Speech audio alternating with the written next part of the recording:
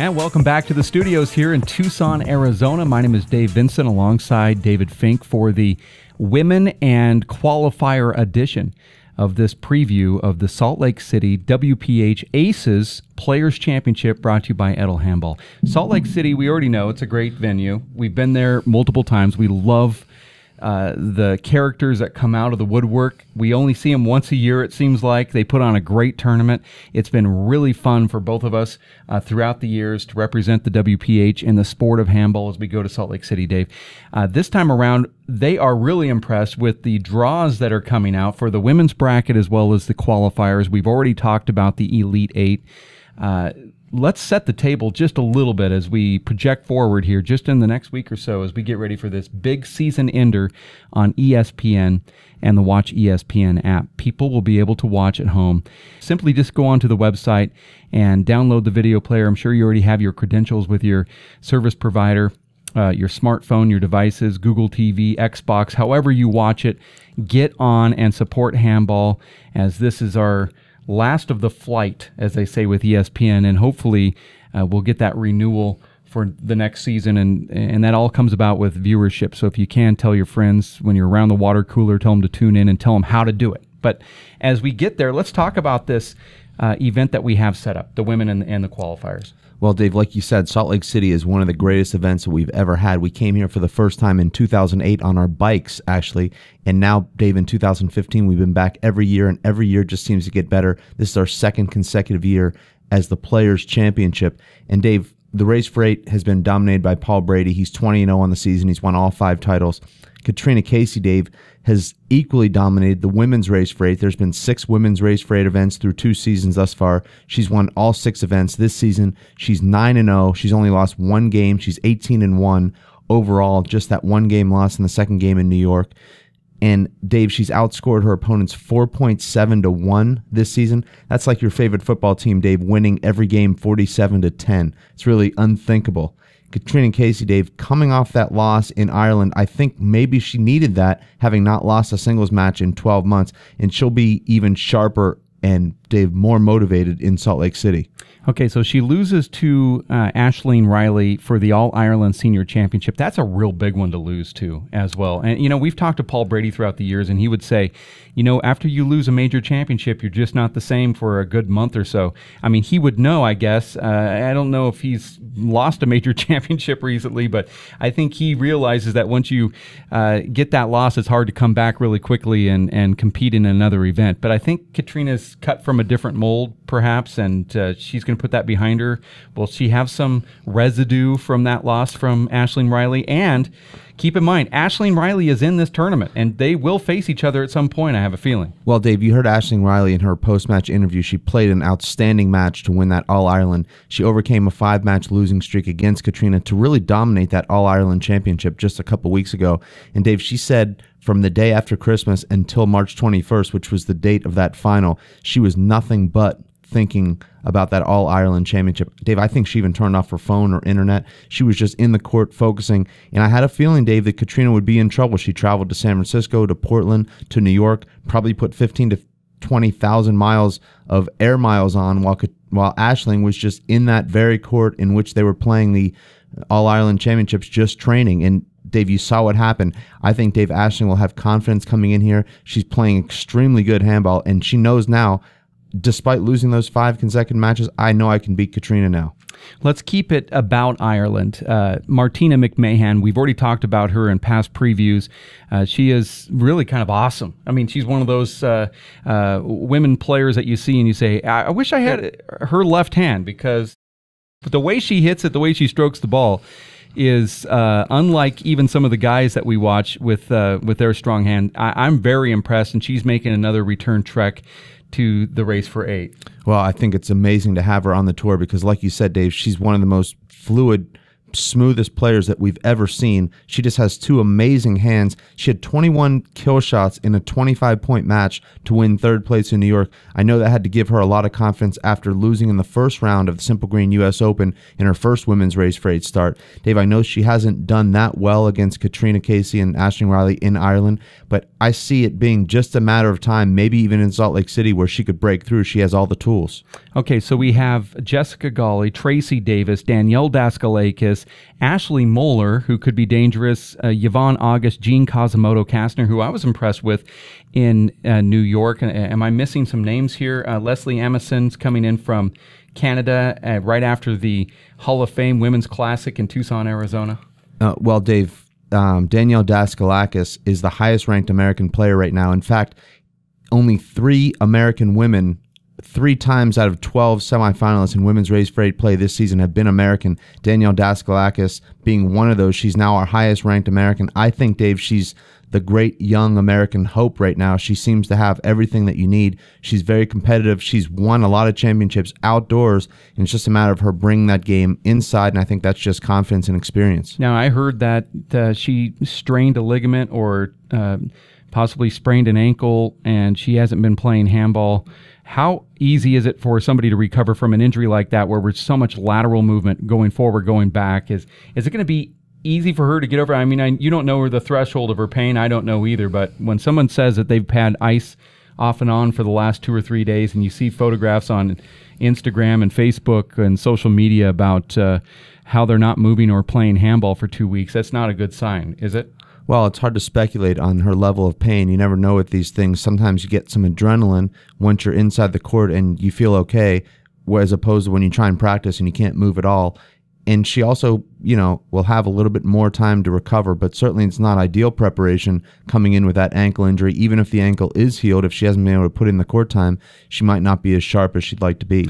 Tracy Davis just turned another year older about a week ago, and now she's in her upper 30s as she's starting to enter into the discussion about turning 40 now. It's hard to believe that because we've always known her as being, young. She looks really young right now. She is athletic. She trains like someone in her 20s. Is that age going to catch up to her at any point in her career? Is she ever going to take her foot off the pedal, and is she going to be dangerous in Salt Lake City? I don't think so. The way she trains, and we've seen other top women players stay in the top 3 into their 40s. We saw Anna Engel do that. We saw Lisa Fraser-Gilmore, who still can play great handball, into their mid to late 40s. And Tracy's as fit as anyone that's ever played, possibly as any athlete in women's professional sports right now. So I think age is really just a number. And to me, if she's healthy and motivated, she'll remain one of those top 5 players as she's been over the last 10 or 15 years. Well, another one that has just hit that 40-year-old mark is still a remarkable athlete, and that's Jessica Gawley. She's was ranked all the way at number 2 at one point here on the Race for 8 Tour. She's going to be playing in Salt Lake City. I think she has a lot of redemption from San Francisco's poor showing in the finals against Katrina Casey, and then Jessica Gawley just really not being on the map at all in New York after coming in at the number 2 seed. Well, she still is ranked number 2. She did have a terrible performance there in New York. She had some sort of dizziness, something that came over just as she entered New York, so she really wasn't able to play anywhere near her best. But you remember, Dave, dating back to San Francisco, she just had that horrific performance in the finals where she was excited to have all of her friends and family watching, and she never got off the schneid, as they say. So she did have a good performance last year in Salt Lake City, taking 3rd, and that began her run to the number 2 ranking. So I'm sure, Dave, like you said, she'll be looking forward to redeeming herself in Salt Lake City.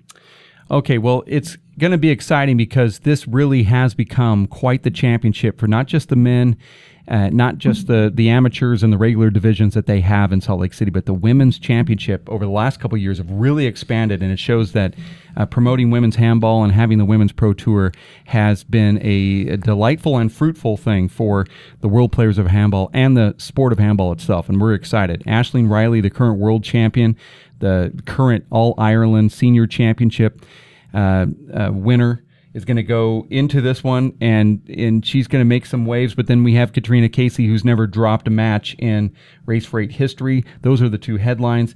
And then a lot of really exciting little points after that as you look down the women's bracket, and we're excited to see that. That's going to kick off on Friday at race48.com, and you can watch the live viewing right here on the website. And you can get more information, of course, by going to WPHlive.tv. Now, let's take a quick turn and go into the qualifiers before we wrap this up, and actually get ready and start making those brackets and scorecards now, because we have to get prepared. Well, Dave, a lot of people ask me about the qualifier format and the blind draw format. A little bit different than throughout the season, where you actually blind drew who you were going to play in that top 8. You couldn't play the same person at any point during the season. But the qualifier draw will be a little bit different in Salt Lake City, where you'll actually have the number 1 qualifier seed, who will be Stephen Cooney. We know that. He's a number 9 ranked player. So the winner of his bracket will go on to play the number 8 Elite 8 Pro, which is Daniel Cordova, which would be a rematch of the 9th place final. So Stephen Cooney will be seeded number 1 in that bracket. Let's say, for example, Dave, and we obviously have not made the draws, he plays somebody like Jonathan Hingy in that qualifier final. If Hingy were to go on and win that match, he would take over that spot in the draw, and he would then play into Daniel Cordova.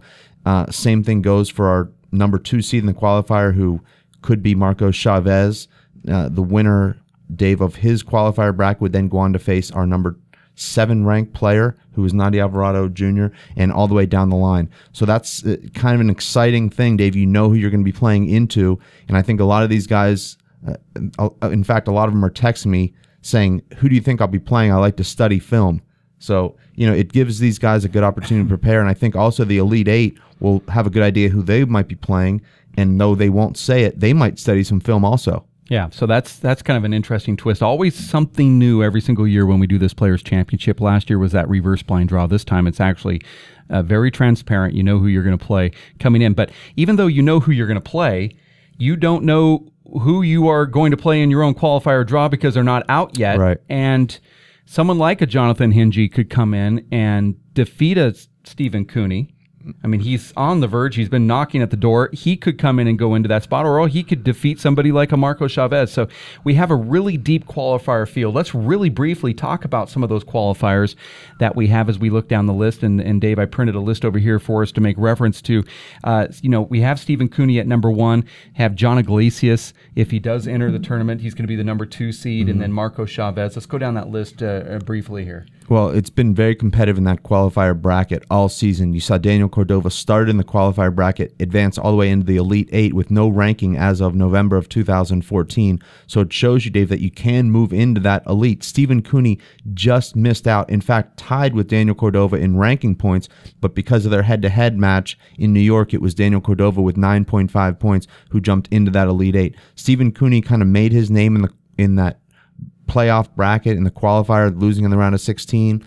He took 9th place twice this season, including in his first start at the U.S. Open. He took 6th place once, parlayed all those points into that number 1 seed in the qualifier. Dave, Marcos Chavez, who all season was invited as a member of the Elite 8, drops out of the Elite 8 after New York because he lost that first-round match to John Iglesias.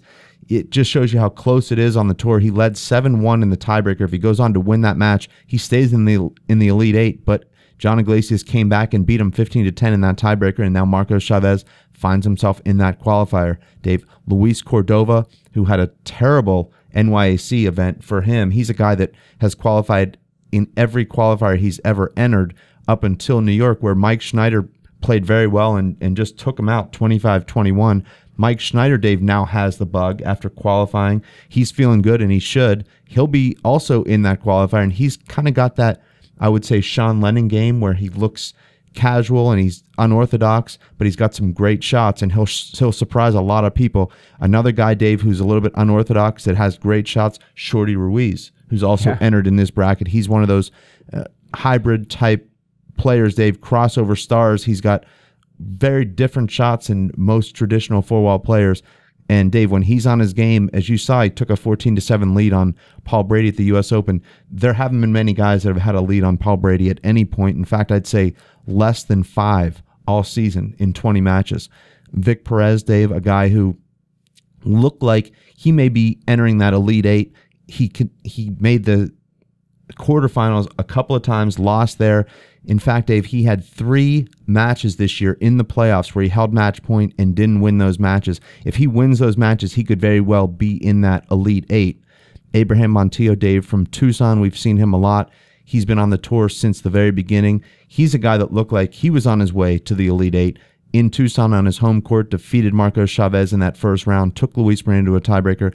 But since then, Dave, it just has not clicked for Abraham, and he'll look for that to click in Salt Lake City, where he is a fan favorite, Dave. He's been there 7 years in a row, and the fans and the locals really like him there. He seems to play his best handball there, Dave. And we've got a couple newcomers coming to the qualifier, Dave. Mike Semplis and Joe Del Sardo from Pittsburgh, Dave. Mike, Pittsburgh's top player right now. Joe Del Sardo, I know you know him from college football fame. He's been on the ESPN top 10 plays. These guys, Dave, are practicing every day, and they're looking for their shot against some of these other qualifiers, and they've played them in local tournaments and done pretty well. Yeah, no, they're good players. I know that there's a lot of guys that are knocking on the door. We were talking about Jonathan Hingie earlier, Simplis and Del Sardo knocking on the door.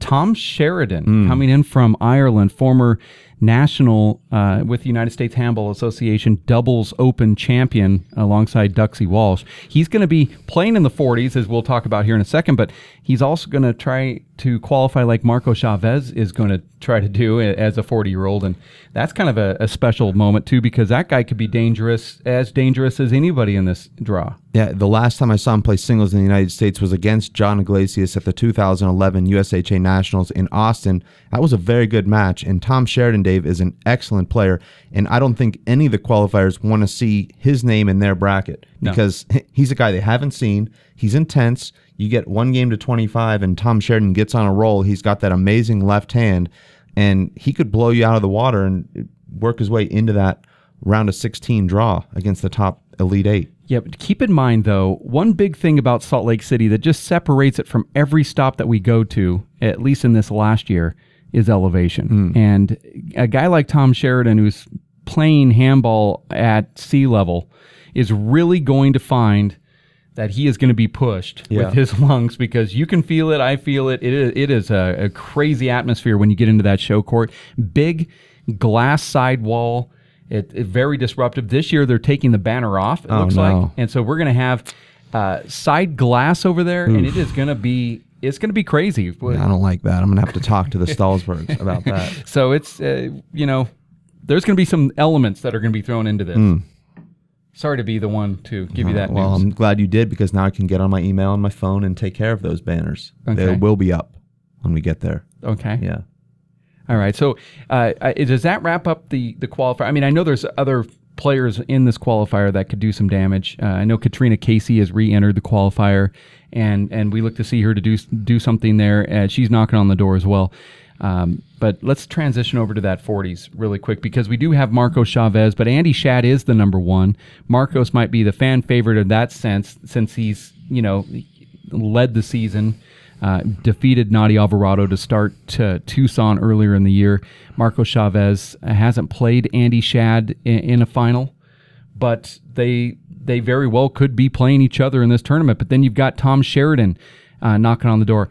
I heard that Andy Russo is looking at entering. As of this video presentation we're giving you today, he hasn't entered, but a guy like that could be coming in and disrupting things as well. And there's some really big names like John Bike who have entered. Well, Dave, unlike the Race for 8 and Women's Race for 8 tours, where we've had the same winner of every event this season, in 3 senior Race for 8 events this season, we've had 3 different winners: Marcos Chavez, Nadi Alvarado, and Andy Shad. So it's really wide open, and particularly wide open in this draw, where, as you said, Dave, we've got Marcos Chavez. Andy Shad is the number 1 ranked player. He's the number 1 seed.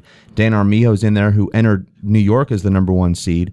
Potentially Andy Russo, who finished 3rd in New York. And then, Dave, the only Hall of Famer entered in this tournament, John Bike. And, Dave, John Bike is not going to enter a tournament unless he feels prepared to do some damage. And I think from what I'm hearing over there in the Valley in California, John Bike's playing some good handball, and he'll be a dangerous competitor. Just a matter of where everyone falls in this draw. I don't think somebody like Andy Shad necessarily wants to see John Bike. He did beat him last time they played, but he was 0 for his first 61 against John.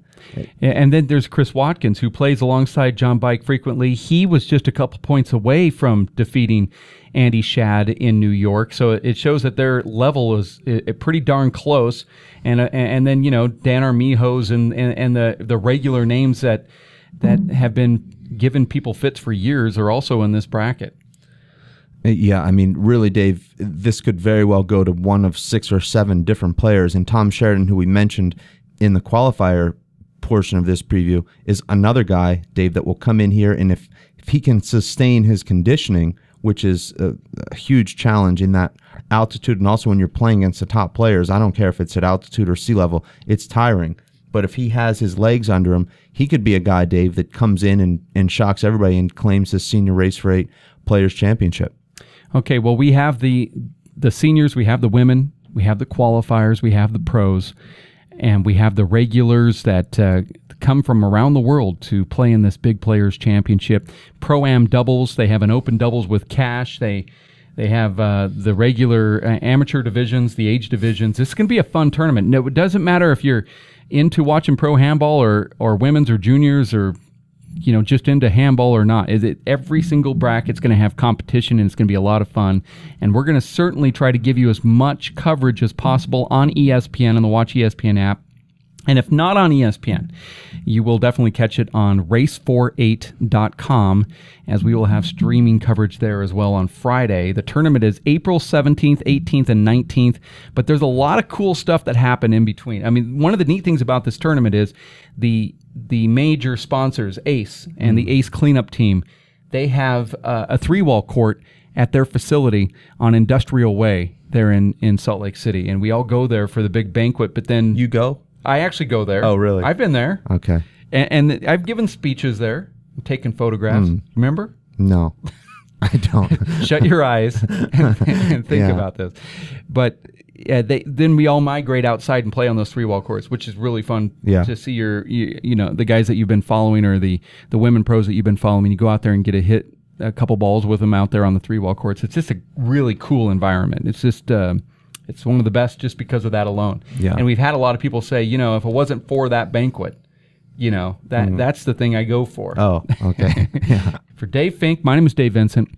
This has been the preview of the qualifiers, the seniors, and the women for Salt Lake City, the Aces WPH Players Championship season finale. Who will be the winner? We'll find out on ESPN and the Watch ESPN app.